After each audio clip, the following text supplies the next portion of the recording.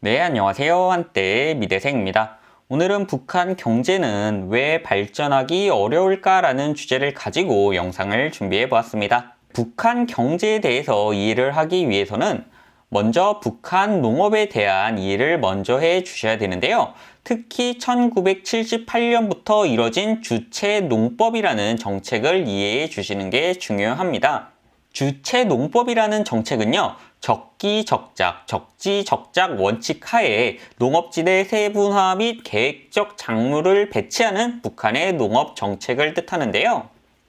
적기적작, 적지적작의 뜻은요, 적합한 땅에 적합한 시기에 적합한 작물을 심자라는 말로 풀어서 설명해 드릴 수가 있고요. 적합한 땅, 적합한 시기, 적합한 작물을 결정하는 건 당연히 북한의 노동당, 북한 공산당에서 무엇을 심을지 결정한다라는 게 이 주체농법의 핵심이다라고 설명을 해 드릴 수가 있습니다. 결론적으로 북한의 노동당은 이 주체농법 정책을 통해서 옥수수 재배 면적을 확대하는 결정을 하게 되는데요. 이 옥수수 재배 면적 확대가 북한의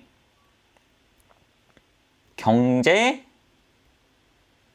비극을 초래하게 되는 단초가 되게 됩니다. 옥수수라는 작물은요, 장점과 단점이 명확하게 갈리는 재배 작물인데요. 옥수수의 장점이라고 한다면 단위당 높은 생산량, 짧은 수확 기간, 척박한 환경에서도 잘 자라는 장점이 있지만요. 단점으로는 지력 소모가 심하고요. 연작이 불가능하다는 단점이 있습니다. 이 연작이라는 단어는 1년차 때 옥수수를 심었으면 2년차에는 옥수수를 심지 못하고요. 다른 작물, 예를 들어서 콩을 심고요. 다시 3년차에는 옥수수를 심고 4년차에는 콩을 심는, 한 작물을 한 땅에서 계속 지을 수 없는 것을 이 연작이라고 표현을 하는데요. 북한 같은 경우에는 지력 소모가 심한 옥수수를 연작을 하게 되면서 토양이 산성화되는, 토양이 황폐되는 결과로 이어지게 되는 거죠. 연작이 불가능하고 지력 소모가 심한 특징 때문에 옥수수는 농사를 짓는데 화학 비료 소모가 굉장히 많은 특징을 가진 작물인데요. 한마디로 북한의 기후 환경과는 맞지 않은 옥수수 재배 면적을 큰 폭으로 확대한 결과를 맞이하게 되는 거죠. 북한의 옥수수 재배는 필연적으로 이런 결과로 이어지게 됩니다. 옥수수 재배를 통해 초기에 생산량이 일시적으로 증가를 하겠지만요. 결론적으로 지력 소모가 심해지게 되고요. 지력 소모가 심해지면 생산량이 감소할 수밖에 없는 결과로 이어지게 됩니다. 북한은 옥수수의 생산량이 초기에 늘어났다가 점점 줄어들게 되자 밀식 재배라는 농사 방법을 도입하게 되는데요. 이 밀식 재배라는 건 같은 면적의 땅에 옥수수 씨를 빽빽하게 심어 모종을 키우는 것을 밀식 재배다라고 설명을 해 드릴 수가 있습니다. 이렇게 지력 소모가 심한 땅에 밀식 재배까지 하니까 당연히 더 빠른 지력 소모로 이어지게 됐고요. 더 빠른 지력 소모는 더 큰 생산량의 감소로 이어지는 악순환에 빠지게 되는 거죠. 북한이 옥수수를 심는 농업정책, 잘못된 작물 선정은 필연적으로 파국이 예상되고 있었는데요. 그래도 1978년부터 1991년까지는 이 주체농법이 굉장히 잘 굴러가게 됩니다. 그 이유는 소련이라는 국가가 원유를 저가로 북한에 팔았기 때문인데요. 북한은 이렇게 저가로 들여온 원유를 가지고 비료를 대량 생산해서 옥수수를 심는데 투입함으로써 완만한 지력 감소를 이끌어냅니다. 화학 비료를 많이 사용하면서 감당 가능한 범위 내에서 개간을 꾸준히 함으로써 일시적으로 옥수수 생산량이 증가하는, 식량의 생산량이 증가하는 결과를 1991년까지 이어오게 되는데요. 하지만 1991년 소련이 붕괴하게 되면서 러시아 원유를 저가로 매입하는 게 불가능해졌고요. 이를 통해서 비료 생산량이 감소를 할 수밖에 없게 된 거죠. 비료 생산량이 감소하니까 급격히 지력이 감소하게 되고요. 식량난에 마주할 가능성이 높아지자 북한 정권은 산을 다락밭으로 개간을 하게 됩니다. 다락밭은 여러분들이 북한하면 많이 보셨던 것들, 이런 산을 요만큼 잘라서 밭으로 만드는 행동을 다락밭 개간이라고 표현을 하는데요. 하나 더 사진을 보여드리면 산이 이런 식으로 민둥산으로 변화되는 결과와 마주를 하게 되는 거죠. 산을 다락밭으로 개간을 하다 보니까 일시적으로 식량 생산량을 유지할 수 있었지만요.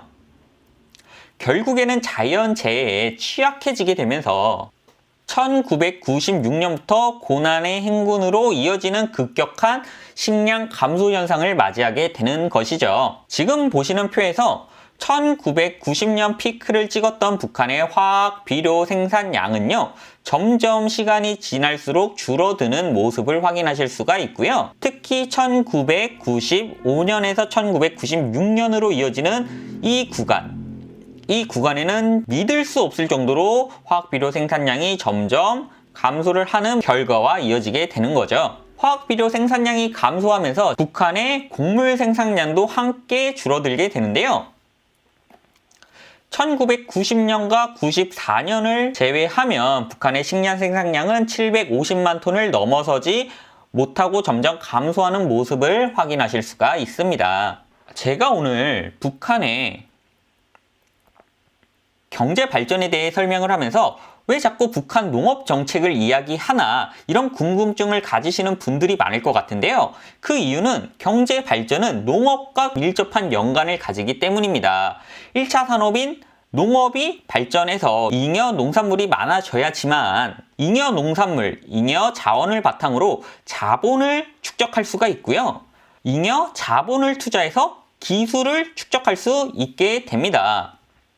기술, 자본, 자원을 연결해 시너지를 극대화하는 게 4차 산업의 요지라고 봤을 때 1차, 2차, 3차, 4차 산업은 이 농업을 기반으로 해서 제조업이 발전되고 서비스업이 발전되어야만 성공적인 경제 발전을 이뤄낼 수가 있는 건데요. 이 말이 어려우시다면 제가 패션 산업이 어떻게 성장할 수 있는지 이 과정을 풀어서 설명을 해 드릴 수 있도록 하겠습니다. 먼저 1차 산업인 농업이 발전해서 남는 쌀이 많아야 농사를 짓지 않고 전문적으로 옷을 만드는 사람이 생겨나게 되는 거고요.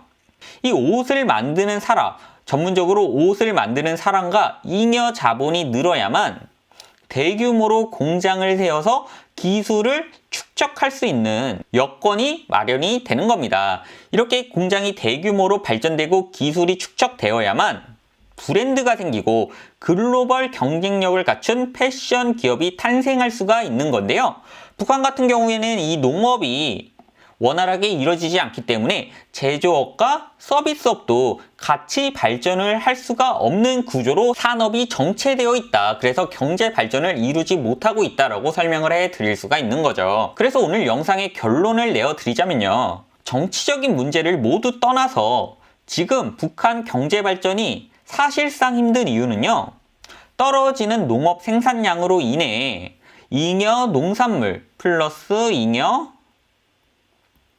자본이 축적되기 굉장히 어렵기 때문이다 라고 저는 개인적으로 설명을 해 드릴 수가 있고요. 북한이 이런 문제점을 해결하기 위해서는 내부 기술을 개발해서 떨어지는 농업 생산량을 보완을 하든지 아니면 식량을 수입해야 하는데 이 둘 다 현실적으로는 쉽지 않은 것 같다. 그래서 앞으로도 북한 경제가 성장하기가 굉장히 어려운 구조적인 환경에 노출되어 있다라고 정리를 해서 말씀을 드릴 수가 있을 것 같습니다. 오늘은 굉장히 안타까운 주제, 북한 경제가 발전하기 어려운 구조적인 원인에 대해서 설명을 드렸는데요. 오늘 제 영상이 북한의 경제 구조와 산업 발전의 흐름을 이해하시는 데 조금이나마 도움이 되어 드렸으면 좋겠습니다. 저는 다음에 조금 더 유용한 컨텐츠로 찾아뵐 수 있도록 하겠습니다. 감사합니다. 저는 한때 미대생이었습니다.